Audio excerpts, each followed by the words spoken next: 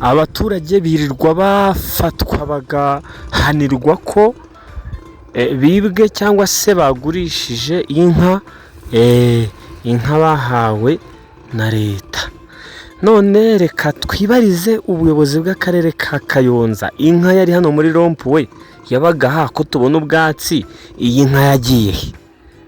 Mumfashe bimenyekane niba hari umuyobozi wayigurishije, inka yabaga aha iri hehe bwana abayobozi b'akarere ka Kayonza? Inka yabaga muri rompuwe yari inka nini bigaragara ko ishobora kuba inahaka, kwanza ubwo turababaza inka ebyiri n'inka niyayo.